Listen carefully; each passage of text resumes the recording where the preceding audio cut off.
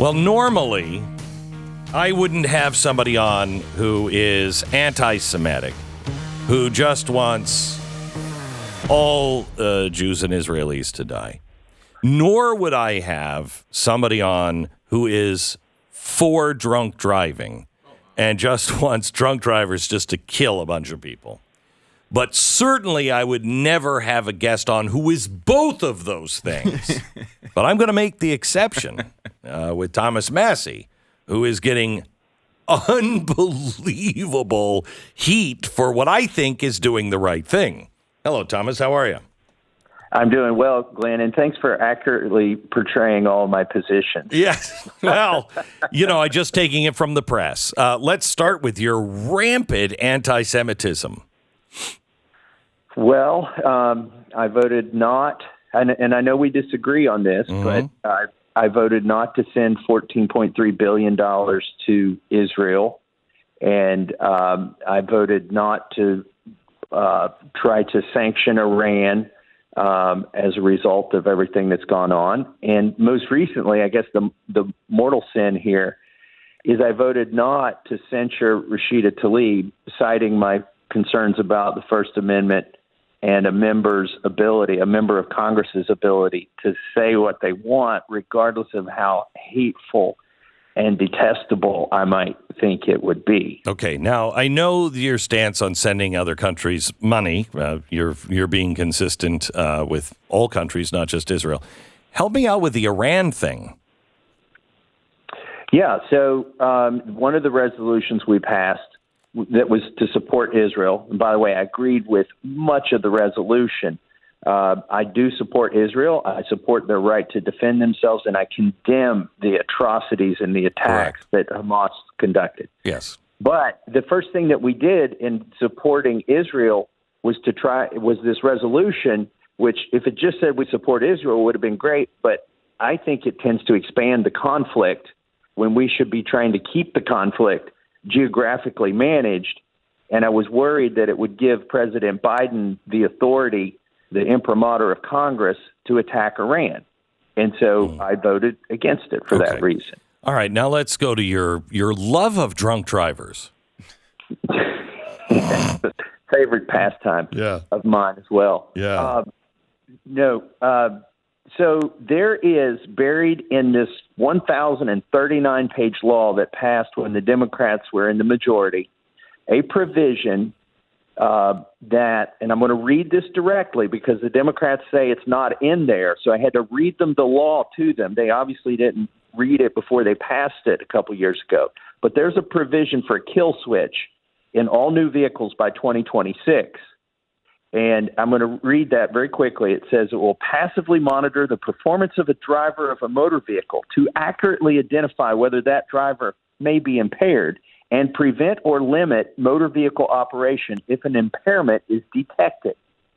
In other words, they have mandated that there be technology in every new vehicle sold after 2026 that evaluates your driving performance, gives you a scorecard while you're driving, and if you fail, it will disable the vehicle and put you on the side of the road.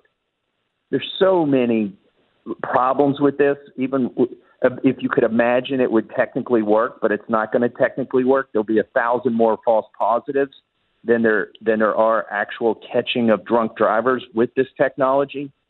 But let's say you're a mom and you've got kids in the car and you've pulled over twice onto the shoulder to let emergency vehicles go by, and then you swerved once for a deer, and now you make your final, correction, and boom, the car says, okay, we're the judge and the jury, we've adjudicated your driving, we believe you're impaired, you have 100 yards to get to the side of the road. How do you appeal your conviction on the side of the road when it's your car who's convicted you? Well, this doesn't seem like you're for drunk drivers. I was very excited to hear that take from you. But I will tell you that I was at OnStar years ago, and this is before Barack Obama. I was doing commercials for General Motors, and I took a tour of their OnStar facility, and it was in the morning.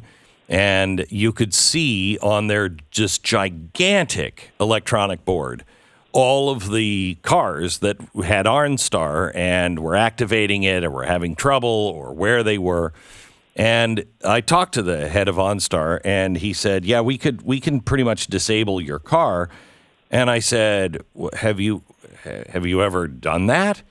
And he said, well, with really bad Amber Alerts, if we really know, blah, blah, blah. And I said, that doesn't sound like a good thing. I mean, I celebrate it, for the catching of the bad guy, but what are your rules? He said, well, we would never.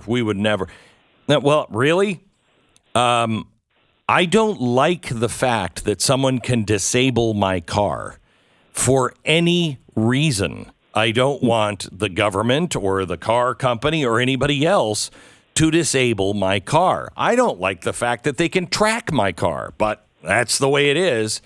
I don't want any more of this control of my life in my car. Amen, brother.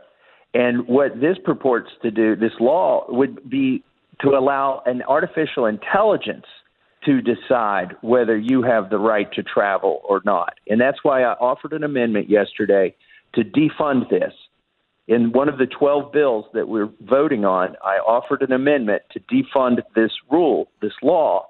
And, I've been here 11 years. I lower my expectations for my colleagues every year, and it's still not low enough because my amendment did not pass. There were 19 Republicans who voted to keep the kill switch mandate in law. What part of everyday life and the out of control, growing authoritarian state do they not see? What part of this do they not understand that, this looks like it could be abused, and the reason why I care about this one is because everything else this government has given control over or been given control over, they have abused. These 19 Republicans are to the authoritarian left of AOC, because even AOC voted for my amendment because she was concerned about civil liberties on this. So I don't know how you can be a Republican and be for limited government, be against government mandates, be for allowing people to control their own lives, be for private property that you own, not some corporation, not some government, and be for the Bill of Rights, the Ninth Amendment, the 10th Amendment, and still want to have this kill switch mandate in these cars. Now, their argument is, we want to catch the drunk drivers. The problem is this technology, the way they've prescribed it, will have far more false positives, and it will crush your liberties if this goes into place. My only hope here, Glenn, is that this technology they want is so ridiculous that they will put off the mandate once they realize they can't do it. That's my hope. I will tell you, I took a road trip with my son from Chicago to Dallas last weekend. And there was a point on the road trip where I was looking for something. I was driving. I shouldn't have been doing this, but I was driving and I was trying to get something in behind my seat. And I swerve a couple of times. There's no other cars on the road, but I take my eyes off the road and I'm grabbing and I swerve. And then I'm like, okay, I got to pay more attention. And I do it again and I swerve again. The car said to me, "Is it time for you to take a rest?" My truck says the same thing. It puts up a coffee icon. And then if you swerve a third time, or even if you just change lanes without using your blinker in my truck, if you do that enough times, it audibly puts a warning up and a bright red signal that says, pull over, get some rest. The problem is what they will do in 2026 is connect that to your ignition and disable your vehicle. Now, let's say who's going to come to the side of the road? Does the car lock itself and keep you there until the police can come and evaluate your reasons? This is very problematic. But the technology you're describing, Glenn, I believe has a camera that is using some image processing to look at the lines in the road. Yes. Questions that I have.